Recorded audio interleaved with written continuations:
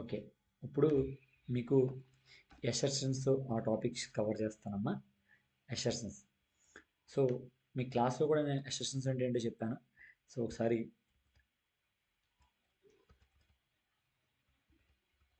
చూడండి. ఇక్కడ ఎసర్షన్ అనేది ఏంటి అంటే కనుక ఒక బులియన్ ఎక్స్ప్రెషన్.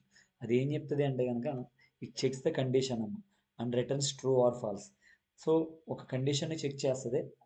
ఆ కండిషన్ ట్రూ అయితే కనుక మనకి అవుట్పుట్ ప్రింట్ చేస్తుంది. ఒకవేళ ట్రూ కాకపోతే కనుక మనకి ఒక ఎర్రర్ని ఎసర్షన్ ఎర్రర్ని త్రో చేస్తూ ఉంటాం. సో అక్కడ చాలా క్లియర్గా ఉంచండి. If it is true the program goes nothing అంటే sorry the program does nothing, program ఏమీ చేయదు, moves to the next line అంటే నెక్స్ట్ లైన్కి వెళ్ళిపోద్ది అని చెప్తుంది. However it is false the program stops and throws an error. So మనకి ఏ విధమైన ఎర్రర్ త్రో చేస్తుంది అంటే కనుక సో అసెర్షన్ ఎర్రర్ అనేది త్రో చేస్తుంది. అసెర్షన్ అనేది ఇంచుమించుగా ఇఫ్ స్టేట్మెంట్ లాగా పనిచేస్తుంది. అంటే ఓన్లీ ట్రూ కండిషన్ మాత్రమే చెక్ చేస్తుంది. ఒకవేళ ఫాల్స్ అయిన సందర్భంలో మాత్రం మనకి ఎర్రర్ని త్రో చేస్తూ ఉంటుంది. ఓకే. సో ఇప్పుడు మనం ఈ అసెర్షన్ టాపిక్ గురించి ఒకసారి అసెర్షన్ ఎలా ఎగ్జిక్యూట్ అవుతుంది ఏంటి అనేది ఒకసారి మనం చూద్దాం. ఇప్పుడు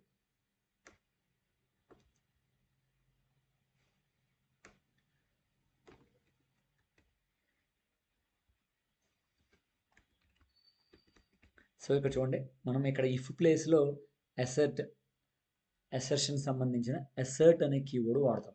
సో ఇక్కడ క్లియర్గా ఒకసారి చూడండి, దీన్ని రన్ చేస్తాను.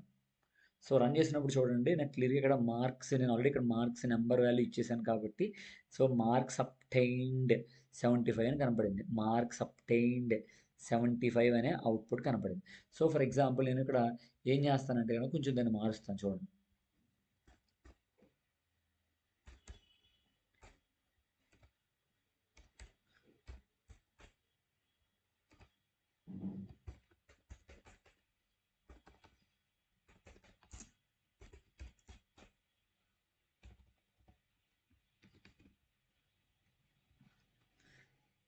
సో ఇక్కడ చూడండి, మనకి ఎంటర్ వాల్యూ అని అడిగింది. నేను ఇక్కడ జస్ట్ మార్చాను కాబట్టి ఇక్కడ ఎంటర్ వాల్యూ దగ్గర నేను పొరపాటున ఏం చేస్తానంటే కనుక ఒక 101 ఇస్తున్నాను. సో 101 ఇస్తున్నాను. సో 101 ఇస్తే మనకి ఏం ఎర్రర్ త్రో చేసింది చూడండి, అసెర్షన్ ఎర్రర్. అరే ఇక్కడ ఎర్రర్ ఉంది అని చెప్తుంది. అది ఏ type of error? Assertion error. ఓకేనా? చూడండి క్లియర్గా, అది ఏ type of error? Assertion error. అది ఫెయిల్ అయిపోయింది ఆ కండిషన్. ఎందుకంటే నేను చాలా క్లియర్గా చెప్పాను ఇక్కడ, నాకు నా మార్క్స్ నా మార్క్స్ అనేవి మనకి 0 నుండి 100 లేదా 100 లోపు ఉండాలి అని చెప్పాను. కానీ ఇక్కడ నేను ఏమి ఇచ్చాను వాల్యూ? 101 ఇచ్చాను. సో 101 ఇచ్చినప్పుడు నాకు అది ఎగ్జిక్యూట్ అవ్వదు. ఇంకా ఎగ్జిక్యూట్ అవ్వకుండా డైరెక్ట్గా మనకి ఎర్రర్ చూపిస్తుంది. ఏ టైప్ ఆఫ్ ఎర్రర్ ఇక్కడ నేను హైలైట్ చేసాను చూడండి, అసెర్షన్ ఎర్రర్ అని చూపిస్తుంది. సో మళ్ళీ ఒకసారి దీన్ని రన్ చేద్దామా? సో ఒకసారి దీన్ని రన్ చేసి చూద్దాం. సో ఈసారి చూడండి, మళ్ళీ ఎంటర్ వాల్యూ అని అడిగింది. సో రన్ చేస్తే ఎంటర్ వాల్యూ. సో ఇక్కడ నేను ఈసారి 55 ఇస్తాను. సో 55 ఇచ్చినప్పుడు చూడండి, మార్క్స్ అప్టైన్డ్ అని చెప్పి ఎర్రర్ చూపించలేదు. అంటే మనకి అసెర్షన్ ఎప్పుడు కూడా ట్రూ కండిషన్ అప్పుడే పనిచేస్తుంది. అంటే ఇఫ్ కండిషన్ లాగే ఓన్లీ ట్రూ కండిషన్ మాత్రమే చెక్ చేస్తుంది. ఇక్కడ మనం గుర్తుపెట్టుకోవాలి. సో నెక్స్ట్ నేను ఈరోజు మీకు చెప్పిన టాపిక్స్ ఏంటంటే యూజర్ డిఫైన్డ్ ఎర్రర్స్ అమ్మ.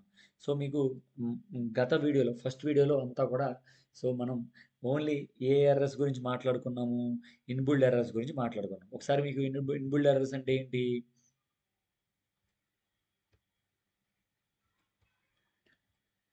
సో చూడండి ఇక్కడ, సో జీరో డివిజన్ ఎర్రర్, ఇది క్లాస్. సో ఇది క్లాస్. సో ఇక్కడ మనం కాంట్ డివైడ్ బై జీరో అనే డిస్క్రిప్షన్ మారుస్తున్నాం. సో అది మీకు లాస్ట్ వీడియోలో చెప్పాను. ఓకే. సో ఇప్పుడు నెక్స్ట్ యూజర్ డిఫైన్డ్ ఎర్రర్స్ అమ్మ.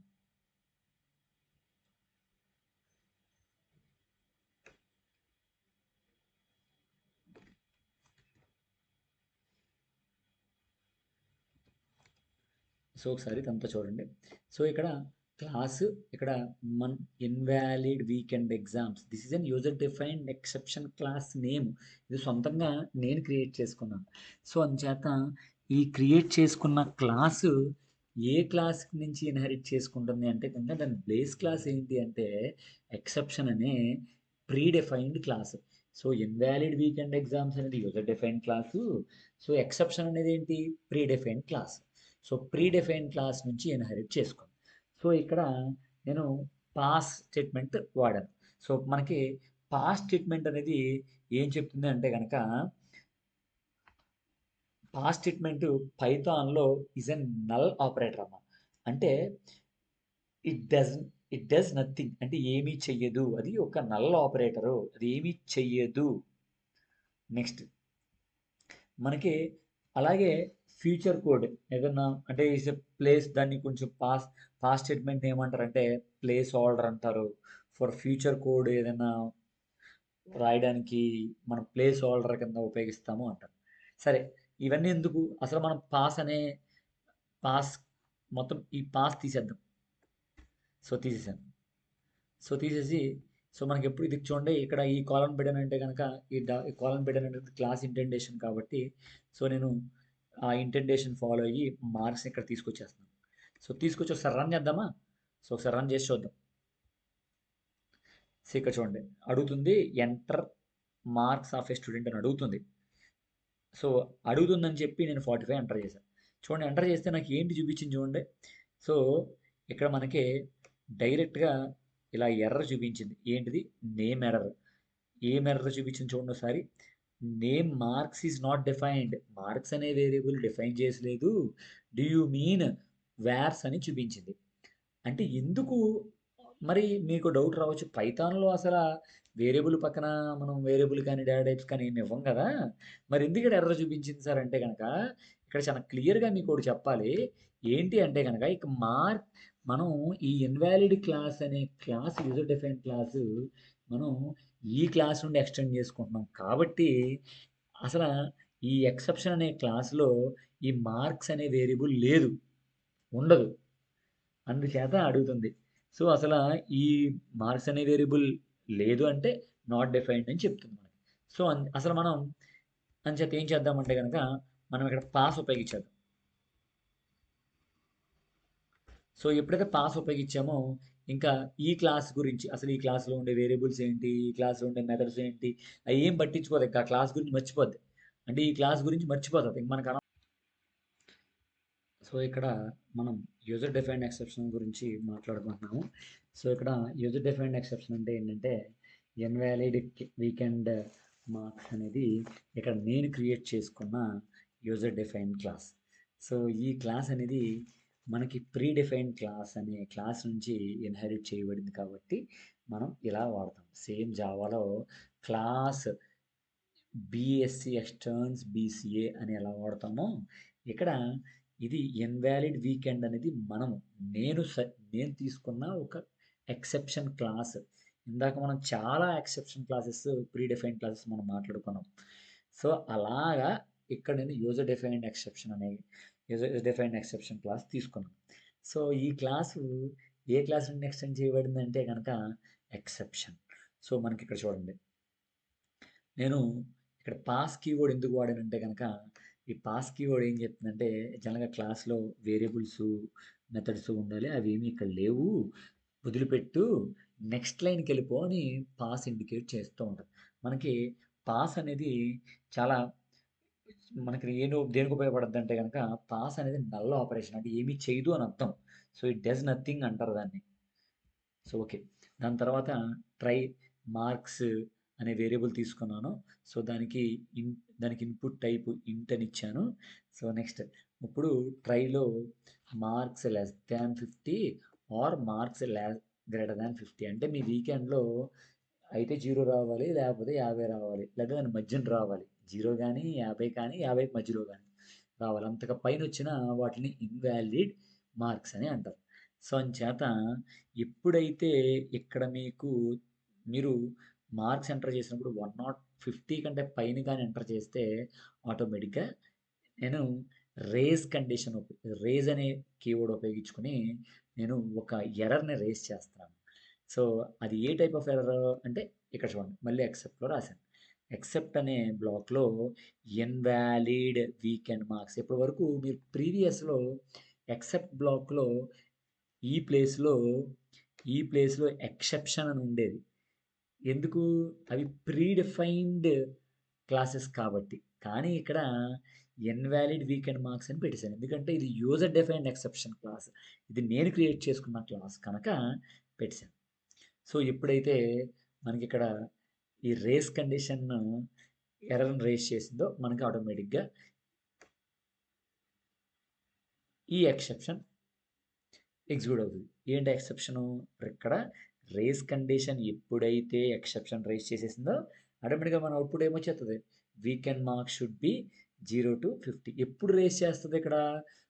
నేను ఇచ్చే మార్క్స్ 0 కంటే తక్కువ 50 కంటే ఎక్కువ అయినప్పుడు ఈ రేస్ కండిషన్ ఒక ఎర్రర్ త్రో చేస్తుంది. ఏంటి ఎర్రర్? ఇన్వాలిడ్ వీకెండ్ మార్క్స్ అనేది. సో ఇప్పుడు దాని డిస్క్రిప్షన్ ఏంటండి? Weekend marks should be 0 to 50. So ఒకవేళ ఇక్కడ ఎర్రర్ త్రో చేయలేదు అనుకోండి, అంటే మనం 0 నుంచి 50 వరకు ఇచ్చేసామనుకోండి, 0 నుంచి 50 వరకు ఇచ్చామనుకోండి, అప్పుడు మనకి ఏమొస్తుంది అంటే కనుక నార్మల్గా నేను పెట్టాను. ఎలా అంటే వీకెండ్ పాస్ అని, అంటే 1 వచ్చినా పాసే, 2 వచ్చినా పాసే, 40 వచ్చినా పాసే. సో అలా నేను పెట్టాను. జస్ట్ అలా weekend. So weekend pass weekend ఎందుకు కానండి, నేను సింపుల్గా దాన్ని కొంచెం దాన్ని మారుస్తాను. చూడండి,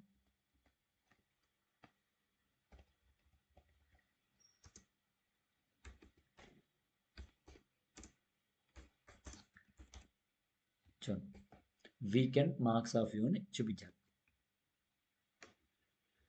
సరే ఎగ్జిక్యూట్ చేద్దామా? సరేలే చూడండి. So enter marks of student అని అడుగుతాను. సో నేను ఏం చేస్తానంటే 45 ఎంటర్ చేస్తాను. సో చూడండి, weekend marks of you, weekend marks of you అని చూపించింది. సో చూపించి మనకి డైరెక్ట్గా ఫైనల్ స్టేట్మెంట్ ఎగ్జిక్యూట్ అయిపోయింది. సరదా ఇంకోటి ట్రై చేద్దామా ఇక్కడ? సో ఇక్కడ మనం నెంబర్ ఇద్దాం.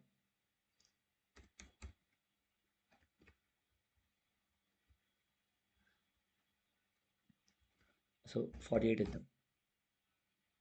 సో చూసారు మనకి ఎర్రర్ త్రో చేసింది. సో అని చేత మనం ఈ నెంబర్ మనకి ఇక్కడ వద్దు, తీసేద్దాం. ఓకే, సరే మళ్ళీ ఎగ్జిక్యూట్ చేద్దామండి. ఎగ్జిక్యూట్ చేసినప్పుడు so enter marks of student అని అడిగినప్పుడు మళ్ళీ ఎంటర్ చేద్దాం. ఫర్ ఎగ్జాంపుల్ 56 ఎంటర్ చేద్దాం. 56 ఎంటర్ చేసినప్పుడు ఆటోమేటిక్గా మనకి రేస్ కండిషన్ యాక్టివేట్ అయిపోతుంది. సో రేస్ స్టేట్మెంట్ ఎగ్జిక్యూట్ అవుతుంది. సో రేస్ స్టేట్మెంట్ ఎగ్జిక్యూట్ అయ్యి సో మనకి weekend marks should be 0 to 50 అని వస్తుంది. సో వచ్చింది కదండి, చూడండి weekend marks should be 0 to 50. ఓకేనమ్మా? సో నెక్స్ట్ ఇంకొక ప్రోగ్రామ్.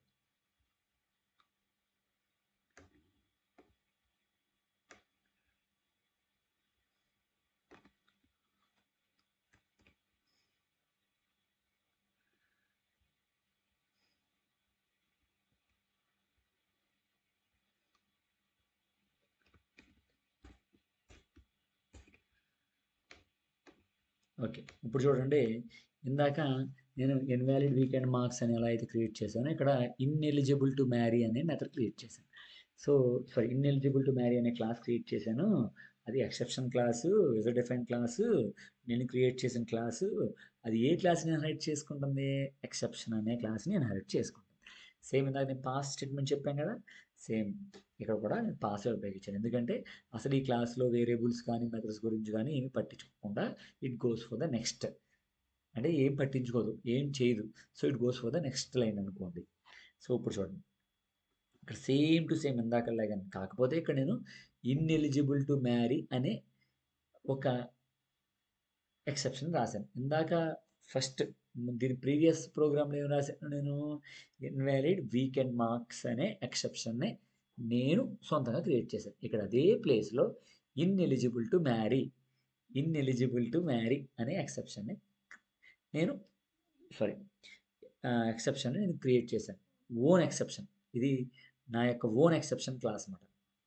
సో ఇప్పుడు దీన్ని ఎగ్జిక్యూట్ చేద్దాం. సో ఇక్కడ చూడండి, ఎంటర్ ఏజ్ అని అడుగుతుంది. సో నా ఏజ్ నేను ఇక్కడ ఏమి ఇచ్చాను?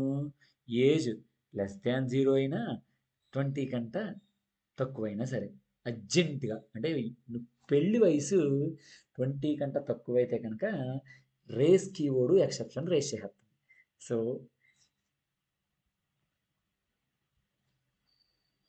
ఫర్ ఎగ్జాంపుల్ 12 ఇస్తాను. చూడండి ఏం చెప్పింది, హే యూ కాంట్ మ్యారీ. ఏంటమ్మా ఏం చూపించింది, hey you can't marry. So ఇదే కదా మన క్లాస్. సో ఈ క్లాస్ ఏం డిస్క్రిప్షన్ చూపించింది, hey you can't marry. So చూడండి, hey you can't marry, you can't marry, right. ఇప్పుడు మళ్ళీ ఒకసారి మనం ఎగ్జిక్యూట్ చేద్దాం. సో ఇప్పుడు నా ఏజ్ నేను 28 అని ఇచ్చాను. సో 28 అని ఇస్తే చూడండి, డియర్ బాయ్ ఈ స్టేట్మెంట్ ఎగ్జిక్యూట్ అయింది. ఎల్స్ మీకు తెలిసి నేను చెప్పాను ట్రై బ్లాక్లో కనుక ఎర్రర్ ఏమైనా వస్తే ఆటోమేటిక్గా ఎక్సెప్ట్ బ్లాక్ ఎగ్జిక్యూట్ అవుతుంది అని. ఒకవేళ ట్రై బ్లాక్లో ఏ విధమైన ఎర్రర్ లేకపోతే ఎల్స్ బ్లాక్ ఎగ్జిక్యూట్ అవుతుంది. సో ఇక్కడ ట్రై బ్లాక్లో ఎర్రర్ లేదు, ఎందుకంటే మన ఏజ్ అంతా 28 ఇచ్చాం. సో అంచేది ఏం చూపించింది, my dear boy welcome to help from now, అలాగే all the best my boy. ఆటోమేటిక్గా ఈ ఫైనల్లీ అనేది ట్రై బ్లాక్లో ఎర్రర్ ఉన్నా లేకపోయినా ఈ ఫైనల్ బ్లాక్ ఎగ్జిక్యూట్ అవుతుంది. ఓకేనమ్మా, థ్యాంక్ యూ.